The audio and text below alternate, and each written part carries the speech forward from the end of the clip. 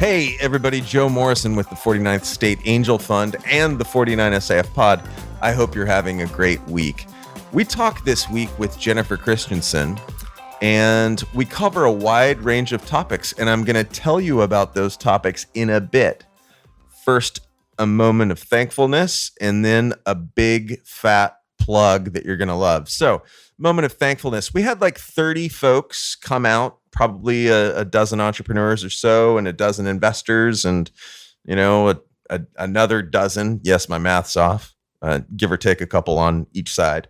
Another dozen ecosystem builders. So we had like 30 people come out for lunch the other day at Cynosure Brewing, where the catering was done by the gourmet stylings of a crepe crew. Congratulations to Erin Baca for this amazing event she produced. Thanks to a crepe crew. Thanks to Cynosure Brewing.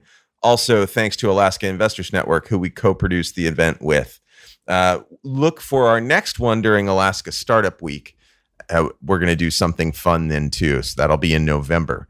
But thanks to everybody for coming out. The idea behind a quarterly lunch is meet some investors. Investors bump into startups. Investors bump into people who can help the startups. And it's just a good chance for $10 lunch. Get out, have a snack, meet some cool people, go back to work. All right. What else? The big fat plug. I promised a big fat plug. Here we go. Pitchfest 2019. It is on. And here's what's going to happen.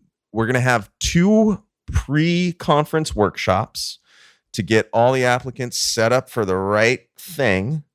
August 28th is our first pre-conference workshop. You can register online at 49saf.com. Also, we're highly active in the Twitterverse, 49SAF there, 49SAF Facebook. We're going to do 2 online workshops, pitching fundamentals, that's pitching 101, peer feedback, that's pitching 102. And then we're going to have applications close. Some exciting news. Your judges for Pitchfest 2019 are Taka Tsukada, Alaska Growth Capital's president, and Angela Rodell, the CEO of the Alaska Permanent Fund Corporation.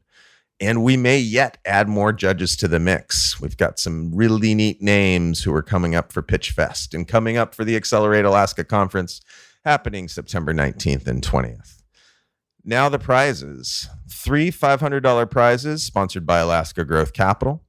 Those are for the best new pitch, so something our community hasn't heard before. The best existing pitch. Hey, guess what? If you're a startup, come out and pitch. We still want to hear from you. And we want to hear about how you've evolved your pitch and how you've evolved your startup. And there will be an Audience Choice Award. And no, the Audience Choice Award will not be the best new pitch or the best existing pitch. We'll have 3 winners.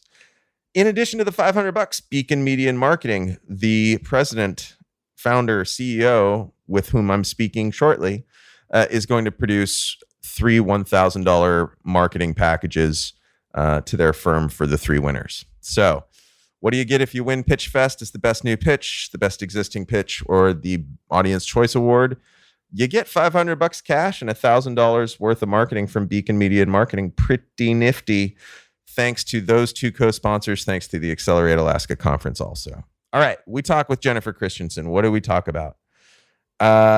We start off talking about the changing clientele of her business, what she's seeing in the startup world. And as time passes, 40 minutes in or so, we talk about a challenge that is really deep and really difficult for Jennifer to talk about from her past. And I'll just explain it briefly here because we don't go into too much detail in the podcast about it. Rather, what she talks about is her ownership of it, how she evolved as a person, and how she had the courage to come back from that. So what happened was that Jennifer ran a company, was a successful $4 million revenue tour company operating in Alaska in the late 90s. When 2001 hit and September 11th and the corresponding slowdown in travel, Ask Alaska Tours owed people a lot of money and ultimately went out of business. Ultimately, there was a large debt that was owed. ultimately the state of Alaska filed charges against Jennifer Christensen. And she talks about that on this cast. It took her 15 years to become an entrepreneur again. I think that that's really remarkable. Maybe it was more like 10, but it's 15 years now since this all happened. And kudos to Jennifer for talking about it. There are costs to entrepreneurship. There are particular costs to the adages of faking it till you feel it, make it work, get there at all costs. And you hear a little bit of that fallout today. Today, Jennifer runs a successful 13-person company, and let's hear from her. Okay. So yeah, we get deep as time passes, but this conversation was a lot of fun and it was super valuable.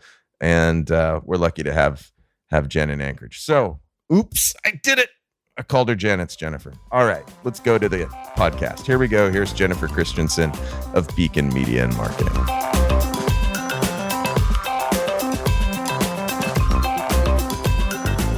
How did the start to your new client meeting go? Phenomenal, actually. Really, really good. They're a client out of UK and New York. So that's kind of a first for us, which is pretty cool. Yeah, that's neat. Yeah. So first things first, Ross said you wanted to get involved in Pitchfest? For the Accelerate Alaska. Yeah. Yeah, he asked us to do a free prize and for marketing, and I said that was fine. I would do that for a bunch of us want to come to the event anyway. I mean, I'm a pretty big fan of the event for sure. I think it's really good. I have a hard time saying no when people ask me for something that seems legitimate. Cool. So the way we've structured it is there are going to be 3 winners. There's going to be the best new pitch, the best existing pitch in the audience choice. Okay. So however you want to get involved with those, Alaska Growth Capital is going to provide every winner $500. Nice. So I don't know what you want to do, but I told them I would do like a $2,500 marketing credit to go towards 3 different things. So like a full messaging branding campaign, a social media launch, something that's very tangible that they can take away and do something with. Sure. But we really don't have any idea like what level they're going to be at, right? I mean, they could be at like just starting, they could be a little bit into it, right? So there's a top and then a second and an audience, or not really? No, they're kind of all winners. They're all winners? It's not T-ball, I promise, but yeah, no, I got you. The idea is that new pitches are important to hear, but it's important to pivot your existing products too. Got it. So that's why we have an existing pitch, and then audience choice will be whoever, that will be kind of a runner-up type situation, but not really, So should we just do 1,000 for each? If you're up for it, yeah. Yeah. Okay. Yeah, that's okay. We'll do 1,000 for each, and then I'll just give some specifics on what that could mean. That sounds good. Actually, I think where you could be really useful is in making sure we get the word out. Yeah, I agree. I mean, so the word out to ticket attendees or to people that need a pitch? Both really. I think last year we got good connectivity surprisingly with the startups. Whenever you kind of give out stuff, startups show up. And that includes with like investing. Like for a while we were worried about Alaska Angel Conference and like, is it going to work and will people show up? And it's like, I don't know. I mean, like every time we say that investment's on the table, people tend to show up. Yeah, absolutely. So I think we'll do better at connecting to the startups and the contestants than we will the general audience. But, and last year what happened was, I think our content was really high, but the attendance was a little bit low. Yeah.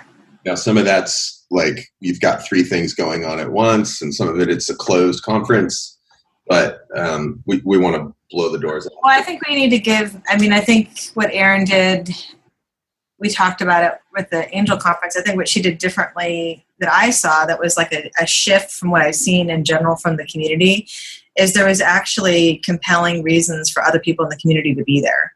So if we're gonna say you should come to this, we need to say why and like what they can get from it. So I'll talk to Jordan about that, who does that for us, and say let's come up with a little bit of a messaging strategy, because that's what needs to happen, so that people feel like, one, they're included, but that there's a reason they're going to get something from it. Even if it's just learning about, what's happening in our community, even if it's like, hey, you're a medium business owner, but you need to know what's coming, competition. Thanks for your time today, Jennifer. I really appreciate it. Yeah, I'm glad to do it. Yeah. Absolutely. So how long has Beacon Media and Marketing been around? We're in our 7th year, and we'll hit 8 in January. And so tell me about your first year tell me about what happened before your first year of business. Okay. And how you kind of came about, I guess you would say, in 2011, 2012. Mm-hmm. Yeah. Yeah, so before Beacon Media, my year before that, I was working as a sales and marketing director for Alaska Dispatch. And we had some personal things. So I had been there for, I think, 3 years at that point. We had some personal things going on in our family. My grandmother needed to be moved in and taken care of. So I quit that so I could take care of her. I'm a pretty strong type A personality, so even being home, I just couldn't handle not working. And I had a few clients from Alaska Dispatch that basically working with Alaska Dispatch, that had been their first time of really doing anything digitally. And so they knew that I was pretty familiar with the market and, had helped them basically with some of their marketing pieces through that. So I had 3 people reach out to me and ask if I would continue on the side doing that. And I was great with that. I'm like, this is perfect. I can still keep, a little bit of work going on and still work from home. And then within about 6 months, we had to move my grandmother to care. And I decided that I really loved, I already knew that I loved the digital world, but that I wanted to actually do something with it. My plan was, though, just to be a solo entrepreneur and just do my own thing. But I was really struggling with finding a good graphic designer and person that could handle a website that wasn't flaky. And that's when I met Adrian. So we got called into 2 different meetings within the course of 2 weeks, where they were hiring me for the marketing side and they were hiring her for the graphics and web. And we found out that we had all these connections to each other. We really enjoyed each other's company. We loved working together. And she told me there was a place for rent in her building, and I went and checked it out. And so I ended up moving in right next door to her. And that was in November. And by January, we had merged our companies. So, which is not what I would advise to most people at all. But it was just one of those things where we absolutely clicked and connected. And she was the first person that I'd really met that we were actually reading the same book at the same time. So the first inbound marketing company in the nation had just written a book called Blueprint for Success on inbound marketing. And we were both reading it when we met each other. And I didn't know anybody else up here who was even talking about that, who even knew what inbound marketing was. And so not only did we have the same vision of where everything was going, but we totally connected on a personal level. And so that was the year before. I was just doing my own thing. I wasn't even looking to start or grow or expand into a big company, but went down a different path. So you were looking at being a freelance kind of marketing strategist. She was a freelance graphic designer type, right? Yep. And you guys ended up being on the same team to deliver product individually, it sounds like. Well, yeah, exactly. So we got called in twice. And actually then a third time by the time it was just the strangest thing. We're like, this is, and just to have the connection on us having so much in the same course of values and what we cared about and all of those things was huge. Now, I told you this when we met before, but she had a vision of having, as she said from our very first meeting, having a local company with global impact. So she had a vision for a huge company, and or just at least a company that had huge impact. And I didn't necessarily have that vision, but as we started connecting and talking more, I saw that vision could be possible. And I am a big visionary. Like, I do dream big. I don't necessarily go small, but as I talked to you about before, I had a pretty massive failure in my past. So there was some fear of just not wanting to necessarily risk that much again. It's something that we don't talk about in these circles. Right.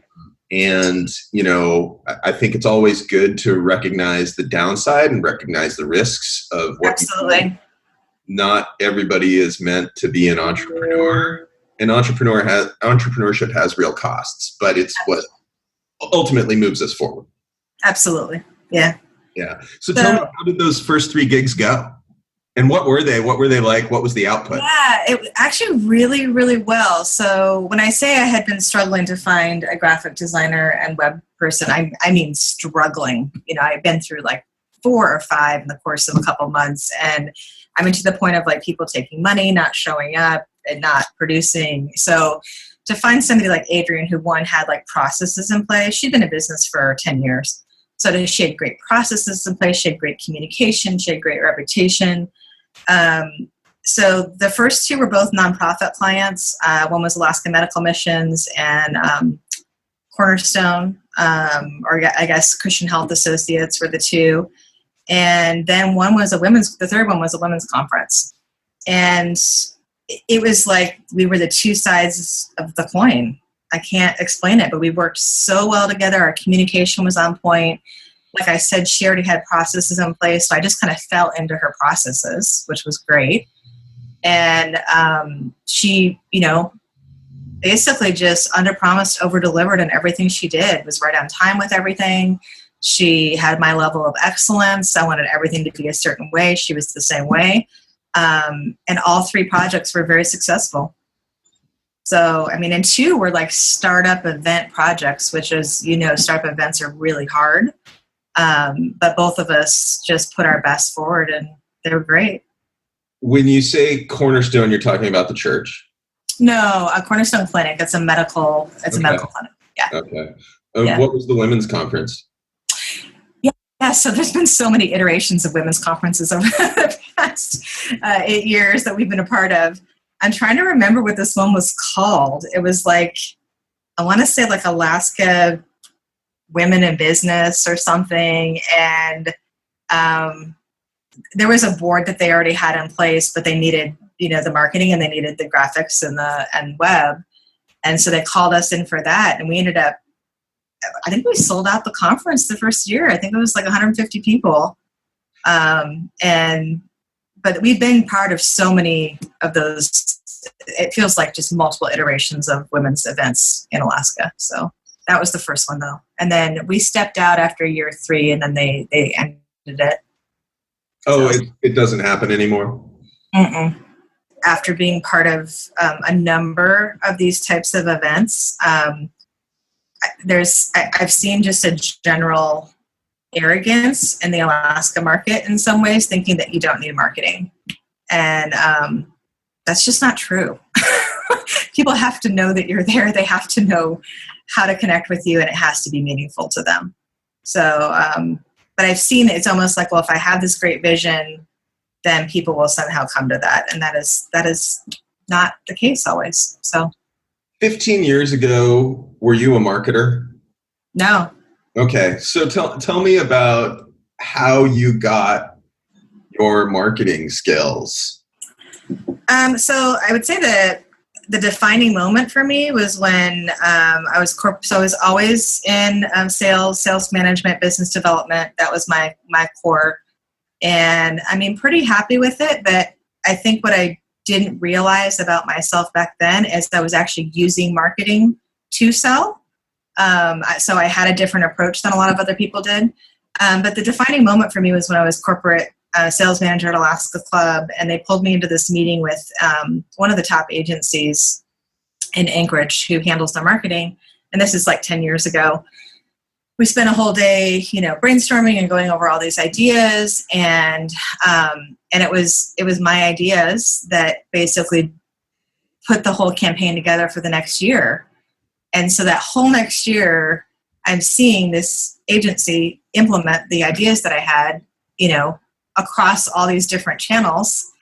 And I thought, well, maybe I do have something with that. I've always been super creative, so maybe I do have something there. And then it wasn't until I got hired at I left Alaska Club for Alaska Dispatch that I started educating myself and learning and getting a degree and just diving into it full force. So totally different mentality. But I think I've actually always had that. That's always what I've enjoyed the most when I really think about it. So for the lay person, tell us about the difference between marketing and sales. Yeah, well, nowadays, that sounds really odd, but anyway, there is a lot of nowadays in the world of marketing. Like there is, marketing moves fast, it shifts, so does sales. They both evolve quickly. Well, and I think part of what's helped me so much is having the sales background, because marketing and sales are completely intertwined now, or they at least should be for any company. Any company that has marketing and sales separated still is, I believe, in deep trouble, because what's happening now is that 88%, statistically, they have all these stats, Harvard Business Review, Fortune, everybody's done these studies. Somewhere between 88% and 92% of people make their buying decisions before they even talk to a salesperson. So a quote-unquote salesperson has become, they just do not have the effectiveness anymore, and no one wants to be sold. So it's a consumer-driven market to the max, and that did not used to be the case. So if I were to give a synopsis of, marketing and sales today, I would say that your marketing is your sales. It should be your sales funnel.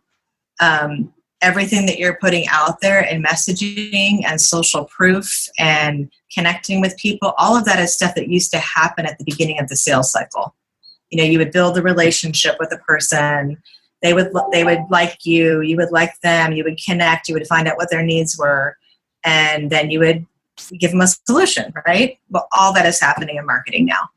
So I'm not saying sales doesn't matter. Of course it does. But you have to have the whole other component that goes with it. The salesperson should be the educated person that is also a marketer, I think, in most industries, is also doing both, or is at least part of that process. Does that make sense? Completely. I lived in a world where I was in marketing for a long time, and that world is gone. Yes.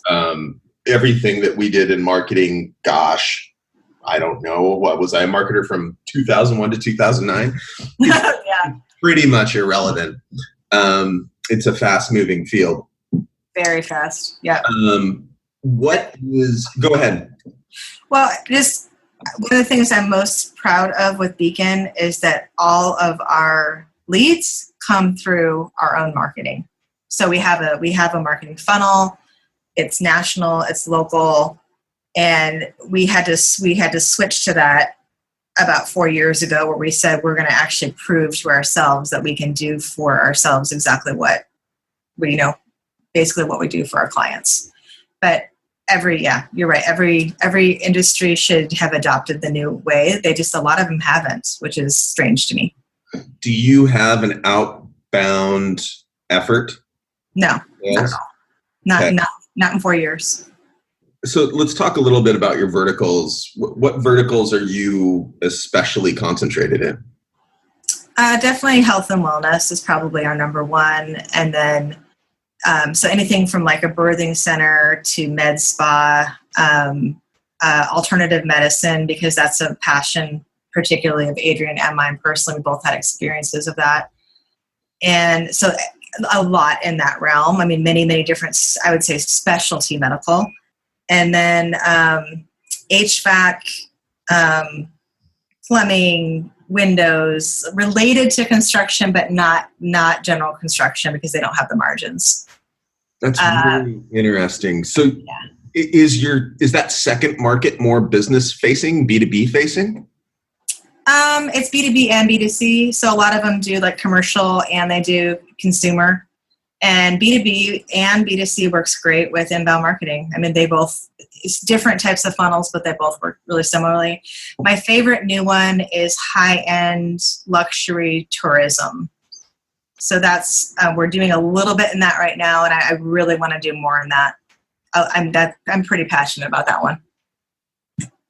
And just because it's a very challenging one, and that the whole internet is flooded with like Expedia, Booking.com, TripAdvisor.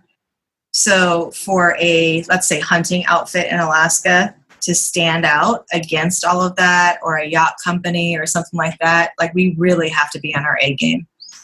So I like those kind of challenges.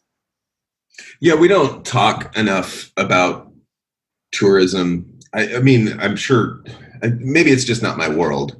Actually, I'm sure there is plenty of tourism talk in Alaska, but what a great industry that is growing in our state in a time of, debatably storm clouds. Yeah. Storm clouds forming and not forming and then reforming and then away. It's been a pretty wild ride, right? Yeah. But at least tourism, I think there's well over 2 million people coming to Alaska on an annual basis now. Yeah. I have a bed and breakfast my husband and I run to. We were so full this summer. We've been full for a long time, but we had a couple days this summer where we had 15, 20 calls a day of people desperate, and we could not find anything in Anchorage, period. We had to send them out to like Girdwood and out to Wasilla. I mean, literally there was nothing. Yeah, it is. I know it well. It's not easy in the summer to find places to be in Alaska. But yeah, I'm grateful for tourism, and I'm really excited because 3 of the ones that we're working with in this field are either new startups in tourism, or they are they've taken over like an existing company and they have a much higher, bigger vision for it. So I see, lots of growth there for sure. Well, let's talk a little bit about the changes you've seen in the Alaska market. And so, for the listeners, Jennifer and I met a couple weeks ago, although I think we've bumped into each other over the years. Yeah. But we really sort of sat down and talked a couple weeks ago, and you said that you were noticing, now you have national, international clients, but of course you do work in Alaska too. Yeah, it's still my baby, yeah. Yeah.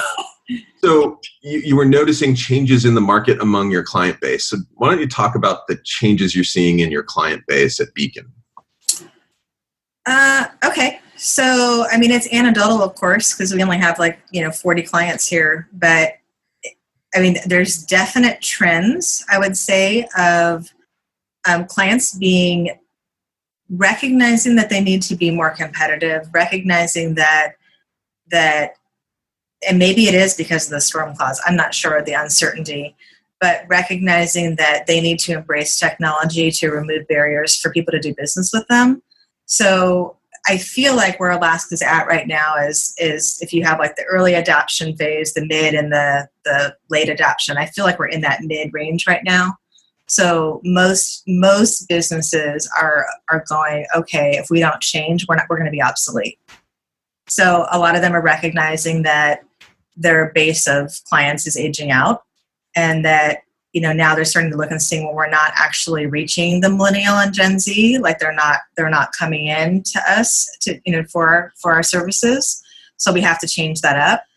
I'm seeing some clients, really kind of in that early adoption phase that are just running hard and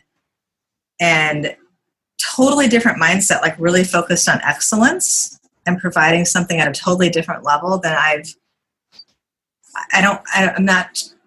feel like Alaska's had an issue, at least since I've been here as a consumer and in business, of just kind of we're kind of the only game in town, and we don't really have to do much because we know Joe, and Joe takes care of us and we're friends, so it's all going to work out. And I see less and less of that.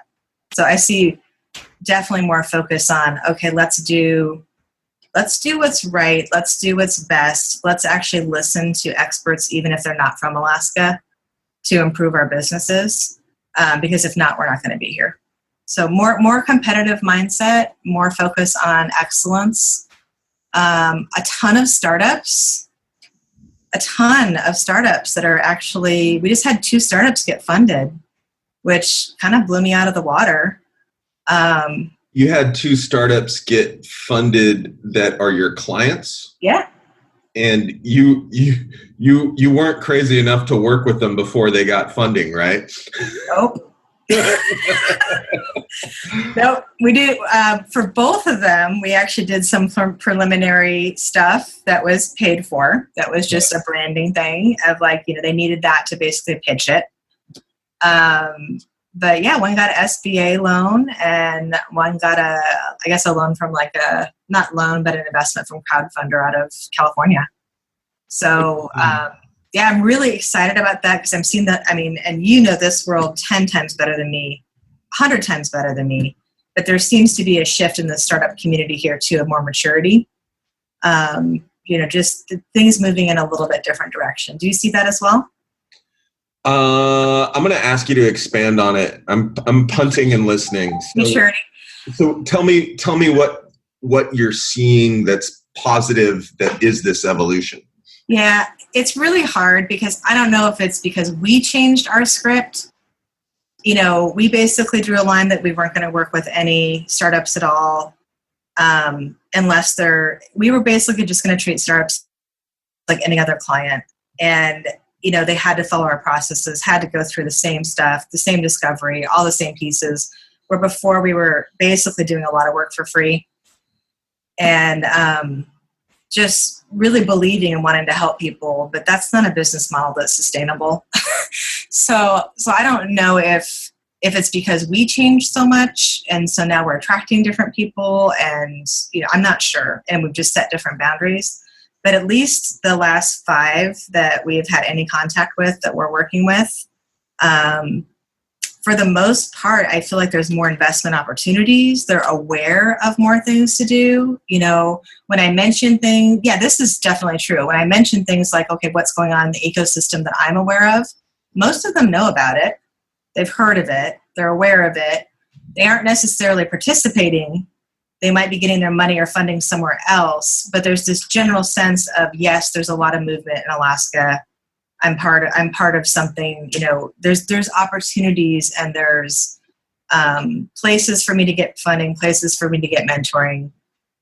Where 5 years ago when we had a few of them come in, it was like they had no idea they didn't even know there was stuff happening in Anchorage. So that to me says like a maturity in the market.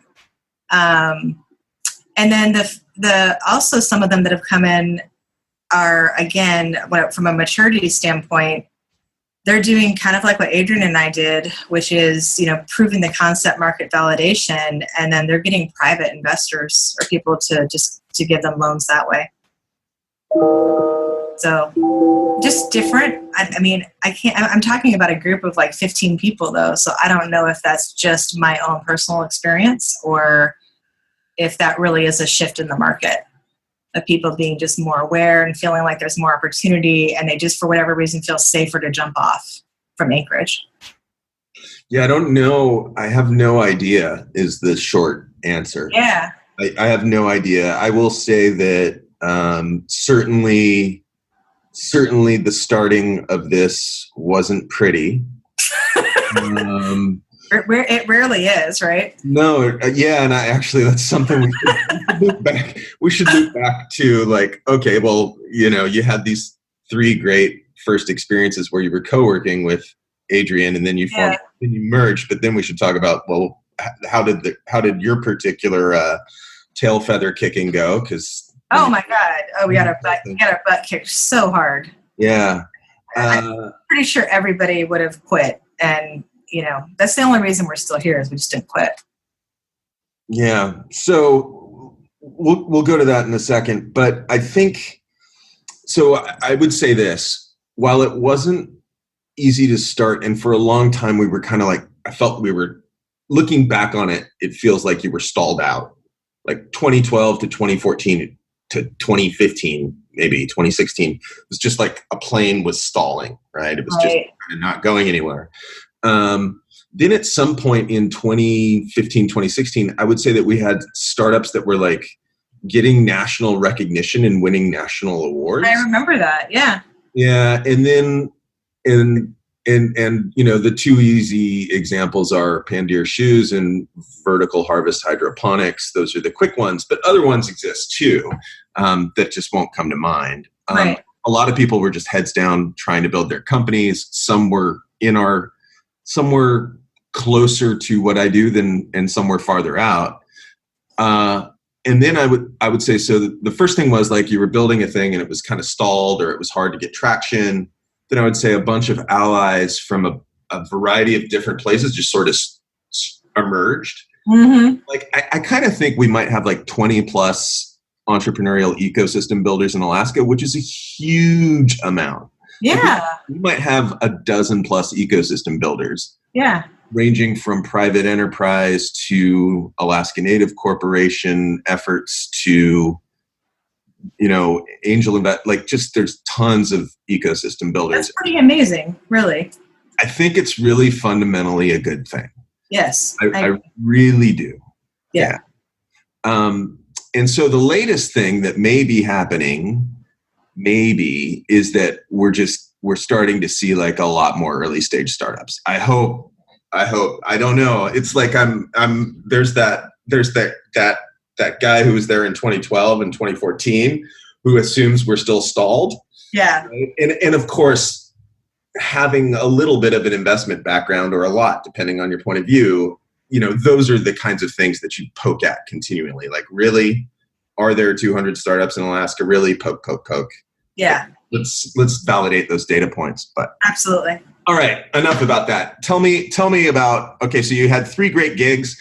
They went great. And then like any entrepreneur, the butt kicking commenced. Tell me about the butt kicking. Yeah. So we pretty much legally merged in January, and then so 2012, and March we had a big grand opening, and it was her and I, and then we actually had 2 staff at this point.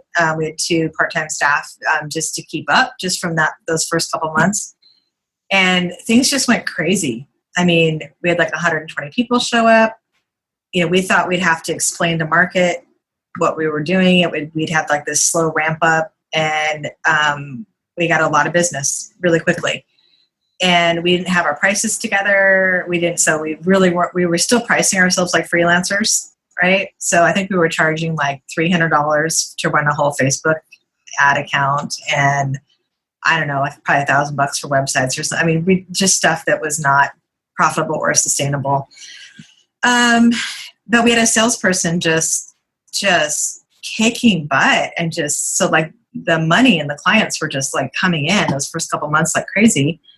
And then we had our first really serious thing, which was about 3 months in, and we were both working 60, 70 hours a week, trying to keep up, trying to like, it feels just like this crazy thing that we can't keep a hold of.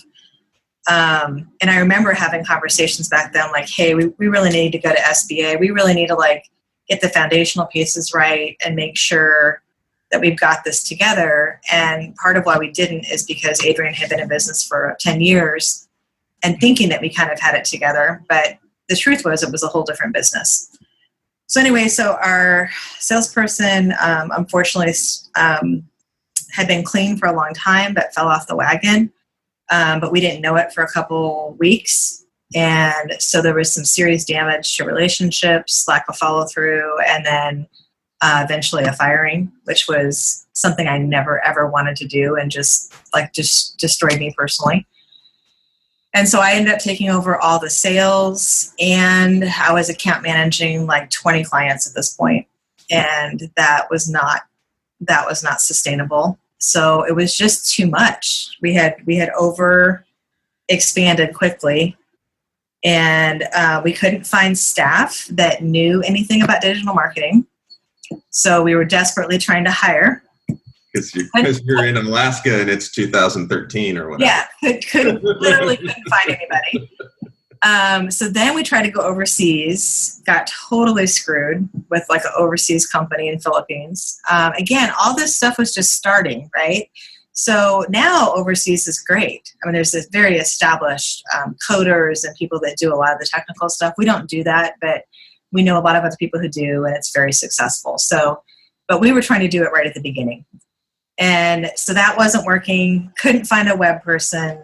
I mean, it was just, it was like okay. And then that was still all going okay. And we were actually a little bit profitable. And I got super sick, like so sick that, like I got diagnosed with MS. Jesus. And yeah, like I couldn't function. My brain couldn't function. I mean, like really, really sick. And this is in September. And it was just devastating. So I'm like, I'm personally devastating, but then also like, how can I do this? And I mean, this is the incredible character of my business partner that, you know, she basically said, hey, I care about you more as a person than I do this business. We're going to figure this out. You take care of yourself. We'll, you know, figure out what we need to do. She was, I mean, I'd only known her a year at this point, but just an incredible character. And then it turned out I didn't have MS. I had mercury poisoning, and found that out in December, and started getting treatment, and I was better by February. But came really close to crashing and burning the whole entire plane at that point. So that was year one. Oh, and then also in September, even though we had an office in South Anchorage, which you would think would be pretty safe, we had our offices broken into and everything stolen. So everything, like our computers, everything that we had was gone. So that was our first year.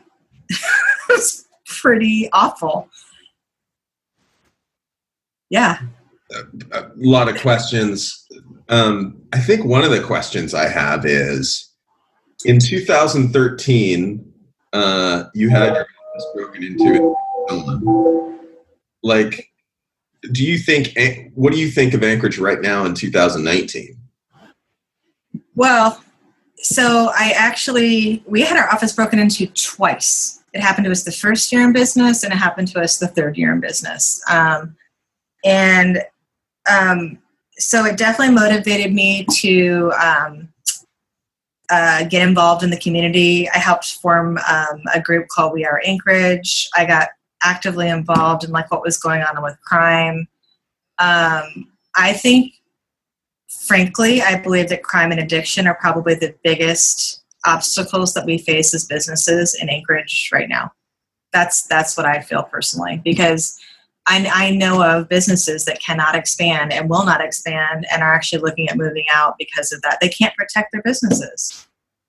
So from a physical, now where we are right now, we're in the Clay building. I feel very safe. I don't have I don't have a personal, I don't feel that it's affecting me on a personal level. But if you're asking me about the general climate, even back then in 2013, so when we got everything stolen the first time, I think it was like I want to say, we didn't have that much yet. So it was like a $15,000 or $17,000 loss. And I mean, the cops were really clear that like that was below the threshold of anything that they were going to do to investigate. The second time was like 33,000. And we did actually get a little bit of movement on that one, and we actually recovered a couple of the computers. But again, they were so overwhelmed. They had so much going on. And just because I got into this really on a real personal level after this happened, I started researching all of this. One of the things I researched and found like that's a trend in the country is whenever property crime and burglary spike, that all the other crime is going to follow that on a much bigger level. And that's kind of what happened. If you look at the numbers in 2013, 2014, it all started spiking in those areas first, and then it starts to push out everywhere else. So, but I'm still really hopeful. I mean, I'm saying all that, but I still really believe that we can solve the problem. I think, yeah. Yeah. I've heard an interesting, I heard two people refer to Anchorage fairly or unfairly. I'll ask you if you think it's fair or unfair. In the last 30 days, two people have referred to Anchorage as Gotham City. Yeah. They both referred to it at the same day, I think, the exact day. Now, again, we've had storm clouds that have formed and reformed, a lot of it related to economic discussions that's somewhat fueling that. Like, do you think that's fair? No, I don't think that's fair. No, it's not fair. Not fair at all. No. Because the other thing that I've heard was from people who have been in Anchorage for, 60 years probably is. Yeah. This is a cycle that we've seen. Yeah. And this reminds me of when we moved here in the early 80s. Like, that's more what Anchorage feels like now. In the 90s, we started coming out of that. And then it was like the Anchorage that I sort of grew up in, was much more positive, less crime. Yeah, much nicer place. And now it's kind of gone back to about 81 to 84. It was sketchy as heck back then. I would say even more than now. Totally. I think I agree with you that Anchorage's roots are pretty rough. So take me into your first venture. Tell us about it. Okay, so we had, again, loving design and all of that stuff. And I mean, I guess I had an entrepreneur brain because I was like one of those people that was like constantly thinking of ideas and like things to do and ways to make money and all of that. So on our honeymoon, we had stayed in a bed and breakfast in Hawaii, and I was like, we can do this. Let's do this. Like, I can figure this out. There's this, new thing called the internet. And so I know how to do that. I was doing computers before. Like, I've got some skills there. So we started doing that. So basically we were both working full time, but he was a teacher. So he ran it mainly in the summer. And then we got so busy. I was like, and this is like 93, 94. So literally like Alta Vista and everything was like the top search engines. But I had figured out how to get our bed and breakfast to like the top of the tourism stuff.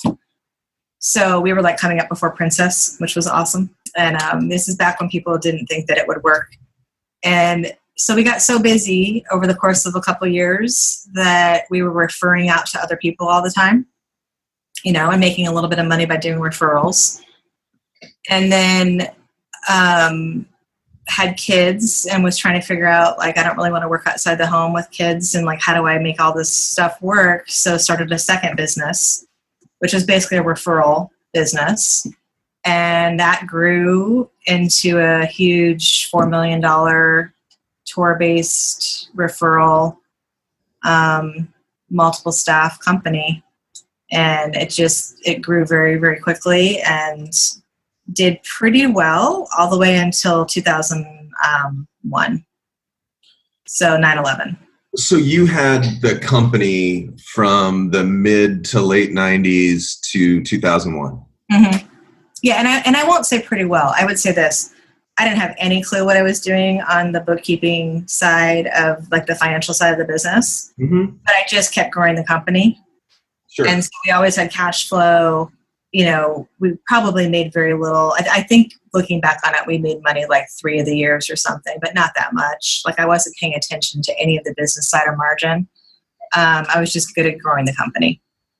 And so it kept growing and expanding. And then when we hit 9/11, we lost like hundreds of thousands in the course of that, a couple of weeks. And then we had 2 vendors, one from China, one from India, not pay us. And pretty quickly, I was about $600,000 under. And, I was in my 20s and just not really, I have no excuses because I didn't do it the right way. But I guess I didn't do it the right way. Anyway, I tried to hold on for another 2 years and had to close the business, and it was publicly shaming, and it was like horrible. I got in trouble. It wasn't done well. It didn't end well. And we had to sell everything. And basically, yeah. Did it drive you bankrupt? Yeah, completely. You had to personally declare Chapter 11. Yeah. Yeah. And it was worse than that. It was like having to pay, because by the time it closed, people had already paid for trips. So that is, an attorney general issue. So this is a really big deal. Yeah. And having to, sell everything we had to pay people back, which I'm glad we did that. But, so yeah, it devastated our whole everything.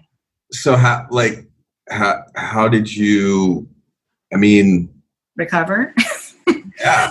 So, and I wanted to move to Costa Rica. I thought that would be a really good plan. Alaska's small. So it's a real credit to you. So, I've got tons of questions. Yeah. But, what was your professional life like? How did you professionally claw back? I didn't even try to. So this is how I took it. And this is why I'm so passionate about this particular issue. I had a lot of trauma in my life and unresolved trauma. And I had a lot of personal issues and how I handled things with lack of integrity and honesty. And I took the entire situation as I need to fix myself. Like it really doesn't matter professionally what's going to happen to me at this point, but I better figure out what's wrong with me and how to not ever go down this road again.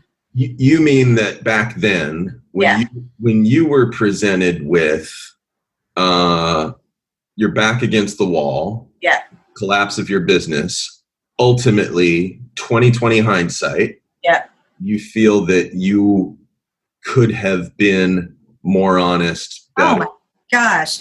I feel like it actually wouldn't have even happened, because the person I am today, I've faced lots of obstacles, in my life and in business now. And I truly believe that unless you don't have a business that's viable, right? Unless you just don't have a good concept, right? Which I had a great concept. Like I really did. So unless you don't have a good concept, I think it very much comes down to your character, how you face things, how you talk about things. I just avoided and didn't face what was really going on, and I avoided people and wouldn't return calls, and that's the death knell of any situation. So yes, that's my lesson for anyone, and I would shout that from the rooftops. Like, you're going to face some serious stuff as you go through business, but if you have a personal character and integrity and how you handle things through it, you can walk through just about anything. People can handle the truth most of the time. So I didn't even think about coming back professionally. That wasn't even my goal at all. It was like, I have to take care of myself. I have to take care of my kids, figure out what life's going to look like. And honestly, I was happy with very little for a long time. And I was happier. But you did go back to work, and you did. Yes. You did evolve personally. So I did. What sparked personal evolution? Besides failure, I started to. The first thing with any change is admitting you have a problem, right? And so my whole world changed. Obviously, the people I hung around with, I started really being intentional about like who's in my life. I refocused myself on the stuff that absolutely matters. And when I did come back into the professional force, I did it with a lot of humility. And I'm just going to start wherever somebody will start me, and I'll grow from there. And I started out just as a salesperson, a couple of years later, and worked myself back up, but did it in a very different way. So I did it with humility and tried to learn what other people could teach me along the way. And I just was willing to admit failures, willing to admit when I didn't know something. And I took more of like an educational approach to everything. I'm gonna figure this out. I'm gonna learn it. I'm not gonna try to pretend I know something I don't. And life is way better that way anyway. And what was that first sales job? Alaska Club. Yeah. Well, that's impressive after being out of the workforce for some time that you land the corporate sales gig at Alaska Club. I worked up to that. Oh, did you? I started at like kind of the bottom and then worked up to that within 2 or 3 years. Okay, so like you were selling when you were at Alaska Club, you were like selling memberships. Yep. You probably sold me a membership that I never probably did. Yeah, I think I was their top salesperson the whole time I was there. Yeah, I tell you, I've bought a few Alaska Club memberships in my life, and I think I've been less than 10 times. They very much like people like you. It's a great business model. Yeah, it's a great business. But yes. Yeah, then I just kept growing and gaining more confidence, but I feel like the confidence was based on reality. So the confidence as I grew was based more on, no, I really do know what I'm doing. I really do understand this stuff. And now I'm moving forward with education and, a sense of self that was really positive. So after the trauma that you went through related to the collapse of your tour business, right? After all that trauma and after looking at yourself and thinking, I need to change because I'm not happy with how I handled myself professionally. Although when meteors are falling on the planet, none of us are perfect. Yeah.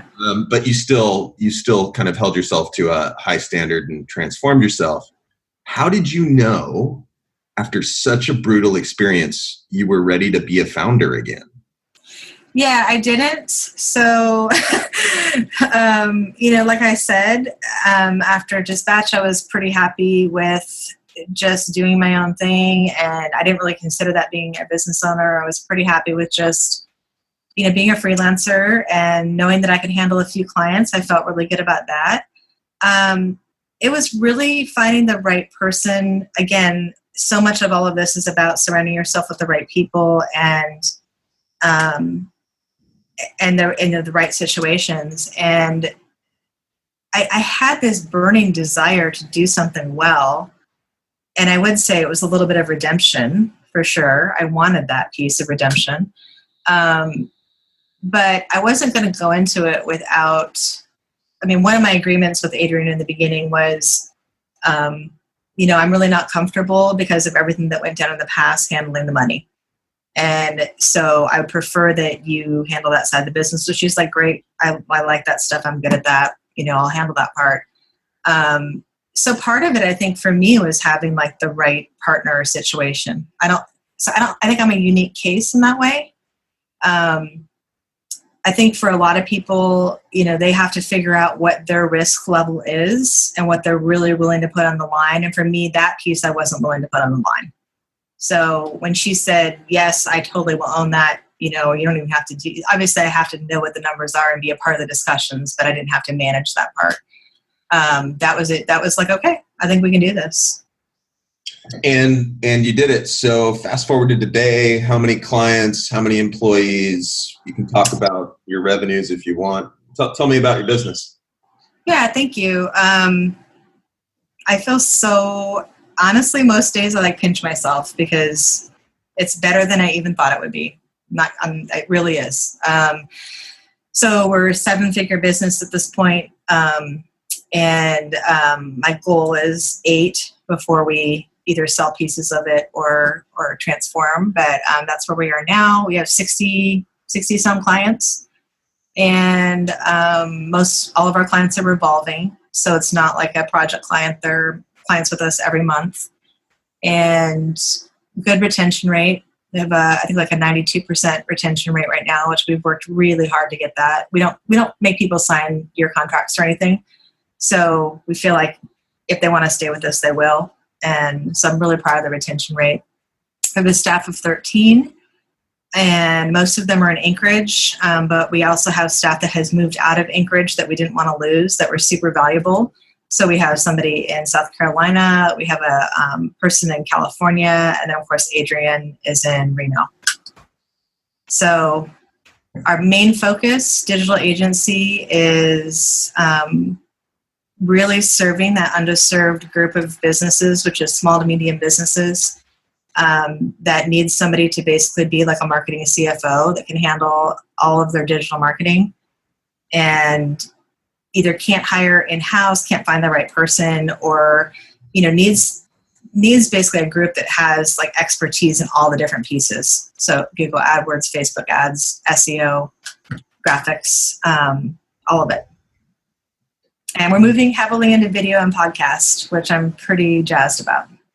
Yeah, well, I can't wait to watch, see, and hear.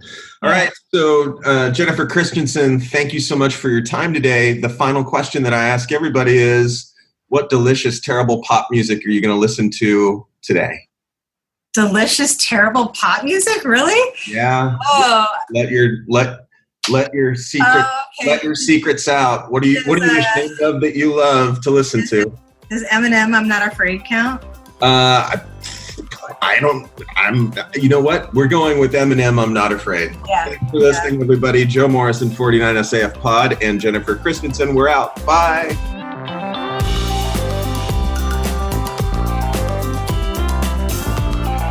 I'm the type of person who always shortens names. Really? It's not.